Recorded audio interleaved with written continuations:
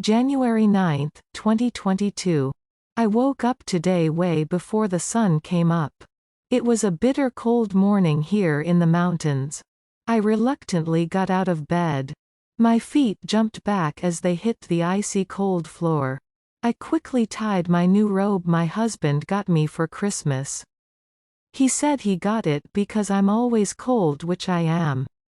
It can be 90 degrees on a hot summer night and there I'll be wrapped in a blanket on the couch. I quietly walk down the hall trying not to wake anyone. I open the door to the kids' room. All of them are sleeping peacefully.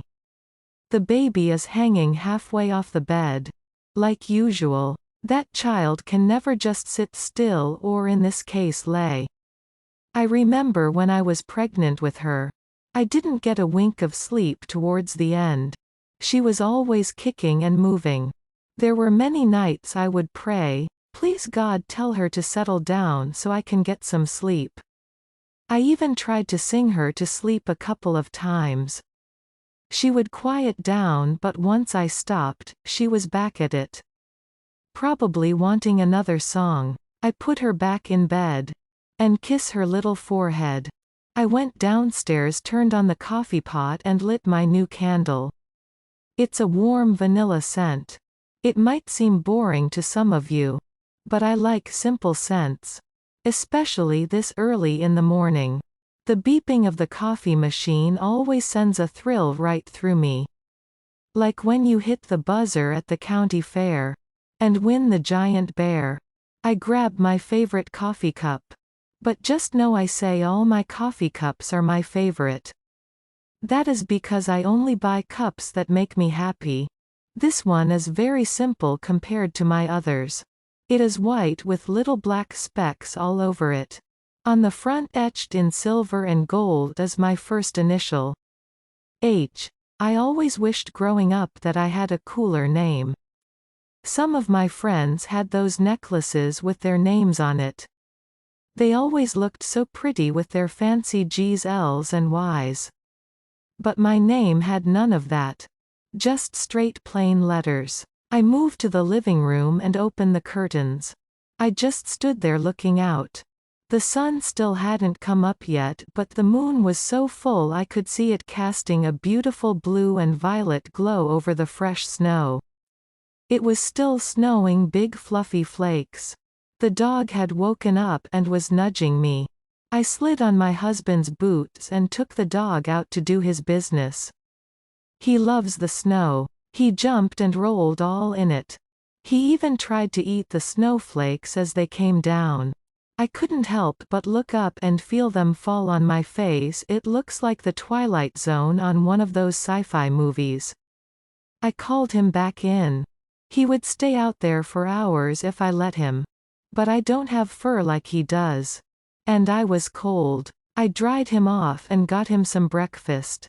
The sun was finally coming up. The best part of sunrise is you never know what it is going to look like. It is a new sunrise every morning.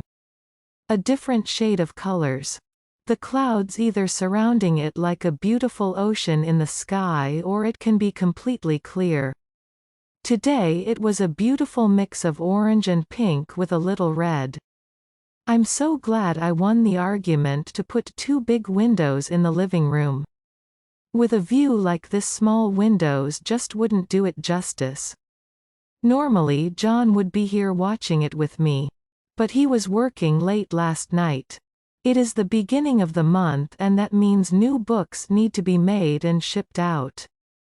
Deadlines, deadlines, deadlines. I don't mind, he works so hard and I am happy all the hard work is rewarded each month. So, I just sat back and enjoyed the quiet solitude while I did today's devotional. Today's verse is Psalms 23:1-2.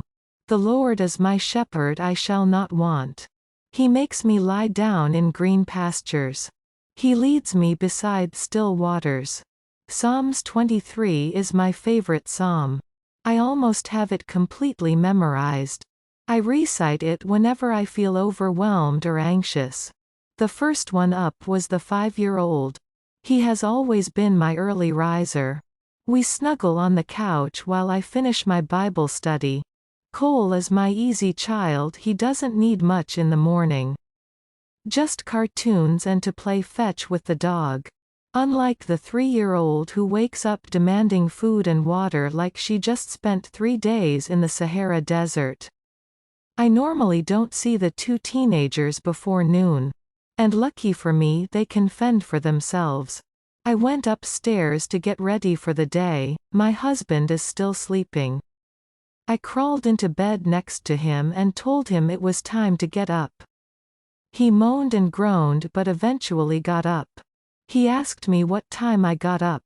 I told him 4 and he actually asked why I didn't wake him up. I reminded him he didn't come to bed till after 1 a.m. There was no way he was getting up that early.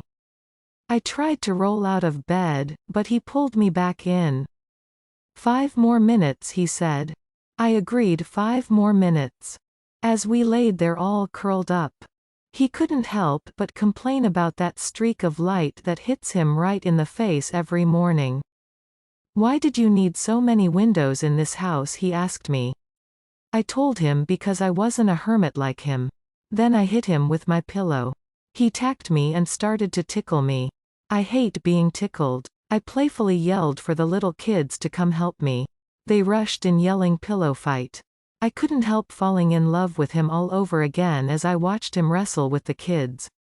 Olivia was yelling, throw me again, throw me again. Cole expertly demonstrated the new ninja moves Uncle Frank showed him the other night. John pretended to be hurt and fell off the bed. That was when the dog came in and started licking his face. I couldn't help but laugh. Even though I knew how that felt. They all pinned me down the other night. I yelled for the dog to save me, but instead of saving me he just licked my face. I shiver just thinking about it.